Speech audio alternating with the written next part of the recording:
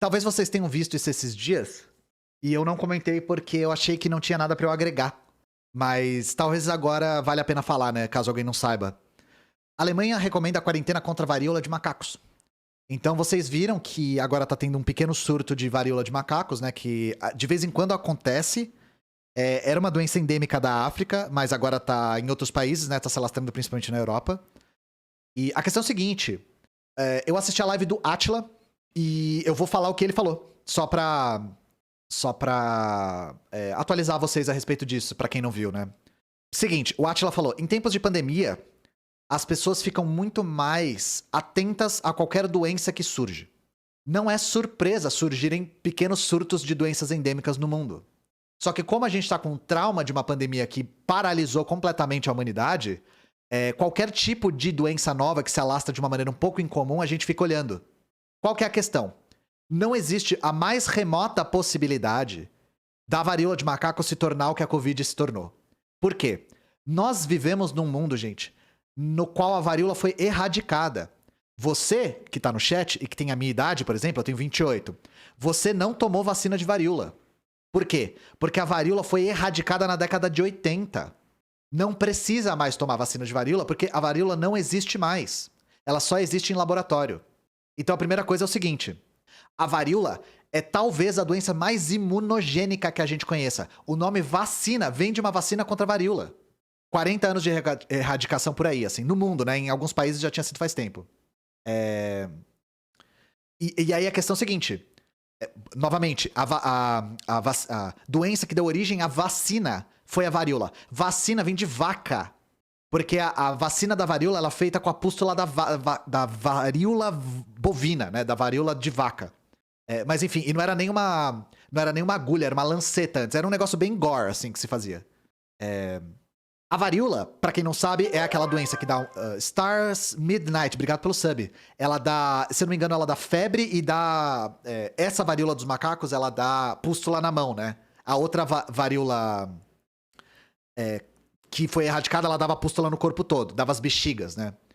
Qual que é a questão? A varíola, ela é transmitida de pessoa pra pessoa. Você só pega a varíola se você entra em contato com o pus das pústulas ou com a saliva das pessoas. A transmissão da varíola é muito mais difícil do que qualquer doença aérea. A Covid, ela se transmite pelo ar. Então, a varíola, se ela tem um surto, é muito fácil de conter ele. E outra coisa, novamente, a varíola tem uma resposta altamente imunogênica.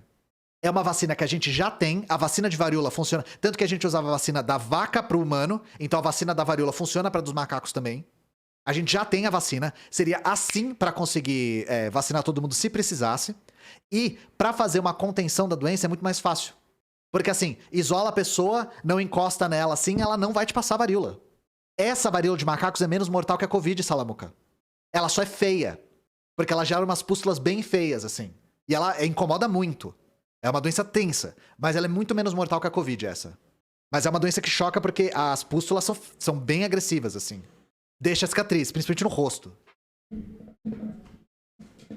Enfim, o que eu tô dizendo é, relaxa, não vai ter surto de varíola de macaco como teve de Covid, a gente não vai precisar hashtag ficar em casa por causa de varíola de macaco, e isso aqui é mais porque a humanidade tá um pouco traumatizada com a Covid, que fica muito atenta pra qualquer doença que surge.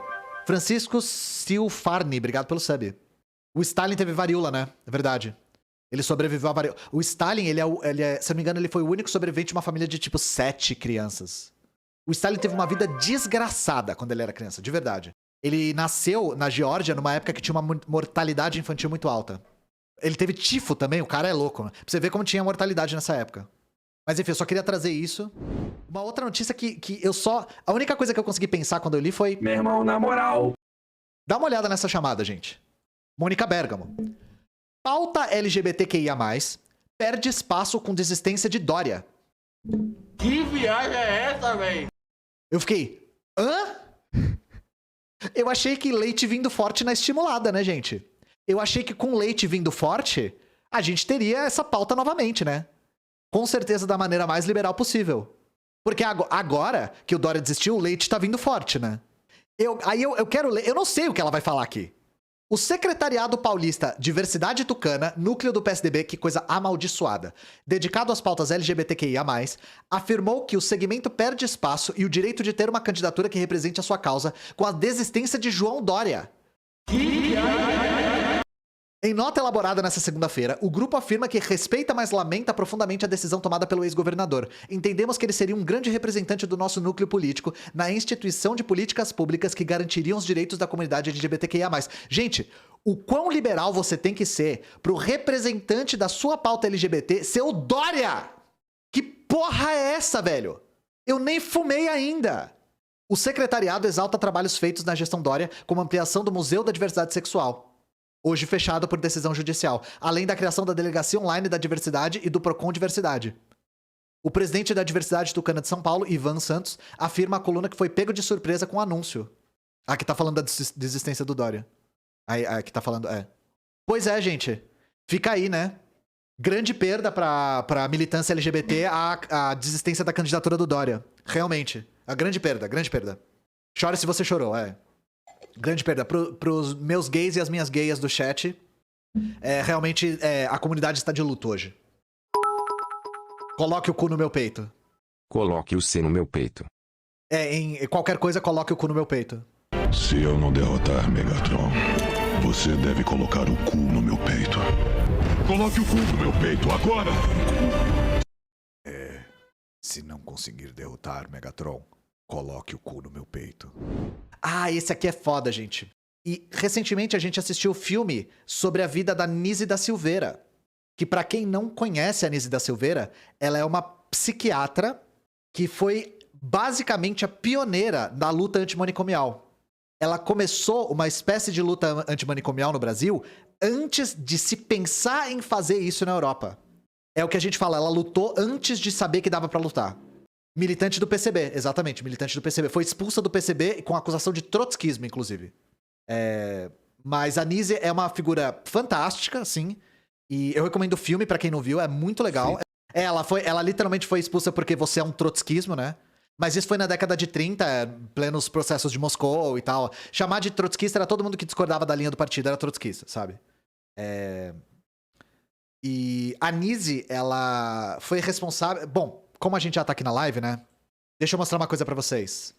Se vocês moram no Rio de Janeiro, ou pretendem visitar o Rio de Janeiro, não recomendo, mas se pretendem, tem um museu lá, que é o Museu dos Pacientes da Nise, que é o Museu Imagens do Inconsciente. E esse museu é só feito de obras de arte de pacientes da Nise que sofriam de esquizofrenia aguda. Então, essa é a Nise, né? Pra quem nunca viu ela. Mandou R$10. Então, tem alguns pintores extraordinários aqui. Qual que era o nome do... Deixa eu ver se eu acho aqui os nomes. Um dos pacientes da Nise, o Emílio de Barros. Olha ele aqui. E assim, gente, pintores não treinados, tá? São pessoas que não tinham treinamento prévio em arte. São pessoas que... E assim, o museu, ele é organizado de forma cronológica. Então começa com as pinturas bem cruas e caóticas e elas vão se elaborando Mas enfim, e tem desde pintura, tem escultura também. Como é que é o nome do escultor? Lúcio Neumann. Aqui, ó. Essa peça aqui tá no museu, ó. O que aconteceu? O Lúcio, ele era um dos que gostava de escultura. Ele era um dos pacientes mais maltratados, porque ele tinha uma esquizofrenia paranoide muito grave. E ele gostava de esculpir. E o que aconteceu? O que aconteceu ele fazia essas esculturas como na esquerda, e ele um dia, por histórias que eu não vou entrar no mérito aqui, ele ataca um enfermeiro e bate no enfermeiro, né? Ele morde o enfermeiro, uma coisa assim. E aí o hospital... Porque a Nise era muito isolada no hospital nessa época, isso é na década de 50 ou 40, uma coisa... Acho que é década de 40 nessa época. Eles colocam ele na solitária, né? Colocam ele na caixa, colocam ele na gaiola. E eles fazem nele um tratamento que era experimental na época, que era o eletrochoque. Então, nessa época estava surgindo o tratamento por eletrochoques, que era para induzir uma convulsão e atenuar o quadro. A escultura da direita é ele esculpindo depois de receber o eletrochoque.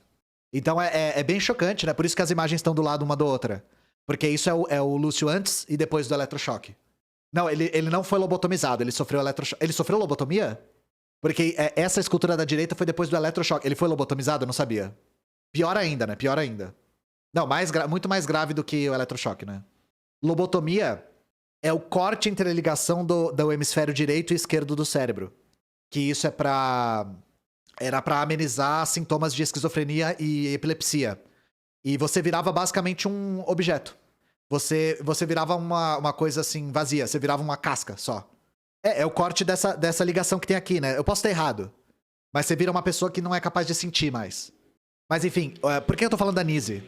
E a lobotomia, ela era feita. No começo ela era feita perfurando aqui, mas depois desenvolveram uma técnica de enfiar um picador de gelo embaixo da pálpebra e cortar o cérebro sem fazer uma cirurgia mais invasiva, né? Genial, brilhante, né? Aí, por que eu tô falando isso? Bolsonaro veta homenagem a Nise da Silveira, pioneira da psiquiatria humanizada no Brasil. O presidente Jair Bolsonaro vetou nessa quarta-feira a inscrição da psiquiatra Nise da Silveira no livro Heróis e Heroínas da Pátria. A médica começou a atuar na área nas décadas de 40 e se notabilizou por ser uma das pioneiras do movimento contra métodos agressivos que eram aplicados à época a pacientes com transtornos mentais. Em 36, ela foi presa por ser denunciada por envolvimento com líderes de comunismo no Brasil. Não só envolvimento, ela foi do PCB, tá? Ela morreu em 99. A homenagem havia sido aprovada pelo Senado em abril desse ano. Para vetá-la, o chefe do executivo alegou que não é possível avaliar a envergadura dos feitos da médica Nise Magalhães da Silveira e o impacto desses no desenvolvimento da nação, a despeito de sua contribuição para a área da terapia ocupacional. Ou seja, vetei porque ela é comunista. É basicamente isso. O Bolsonaro vetei porque ela é comunista, tá? E ele nunca homenagearia um comunista. Será que foi ideológica? O Bolsonaro nunca decide nada com decisões ideológicas, né? Eu só queria falar isso porque... Pois é, né? Justamente quando isso tinha que ser aprovado, tinha que ser no governo desse filho da puta.